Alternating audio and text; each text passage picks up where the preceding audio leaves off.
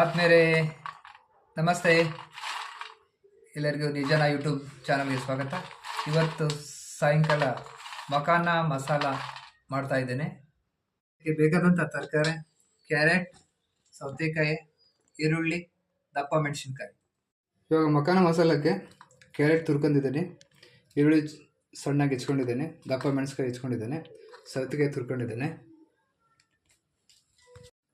ಮಖಾನ ಮೆತ್ತಗಿರುತ್ತೆ, ಅದಕ್ಕಾಗಿ ಸ್ವಲ್ಪ ತುಪ್ಪ ಹಾಕಿ ಸ್ವಲ್ಪ ಹುರಿದೆ. ಇವಾಗ ಮಖಾನ ಸ್ವಲ್ಪ ತುಪ್ಪ ಹಾಕಿ ಹುರ್ಕೊಂಬಿಡಿ. ಈಗ ಸ್ವಲ್ಪ ಹುರ್ಕೊಂಡ್ಮೇಲೆ ಮೆತ್ತಗಿದ್ದಂಥ ಮಖಾನ ಸ್ವಲ್ಪ ಗರಂ ಆಗುತ್ತೆ. ಎಣ್ಣೆ ಹಾಕಿ, ಕಡೆಗೆ ಸ್ವಲ್ಪ ಎಣ್ಣೆ, ಸ್ವಲ್ಪ ಖಾರ ಪುಡಿ ಹಾಕಿ, ಸ್ವಲ್ಪ ಉಪ್ಪು ಹಾಕಿ, ಉಪ್ಪು ಖಾರ ಪುಡಿ ಹಾಕಿದಂಥ ಮಖಾನ ಹಾಕ್ಬಿಡಿ. ಸ್ವಲ್ಪ ಎಣ್ಣೆ ಹಾಕ್ಕೊಂಡು ನಾವು ಹೆಚ್ಚಿದಂಥ ತರಕಾರಿನ ಹಾಕೊಂಬಿಡೋದು.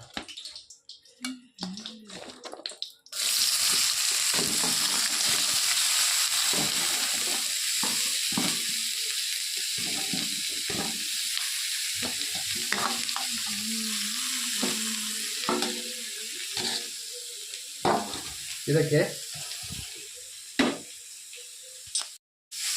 ಮಸಾಲಕ್ಕೆ ಇದಕ್ಕೆ ಬೇಕಾದ ಸ್ವಲ್ಪ ಉಪ್ಪು, ಖಾರ ಪುಡಿ,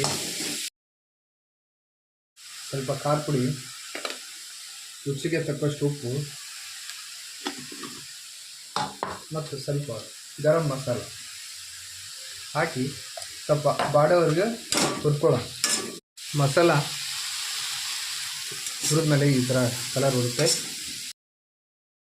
ಇದಕ್ಕೆ ಹುರಿದಂಥ ಮಖಾನ ಬೀಜಗಳನ್ನು ಮಿಕ್ಸ್ ಮಾಡಿಬಿಟ್ರೆ ಮಖಾನ ಮಸಾಲ ರೆಡಿ. ಇದು ಭಾಳ ಪೌಷ್ಟಿಕ, ಮಕ್ಕಳಿಗೆ ಭಾಳ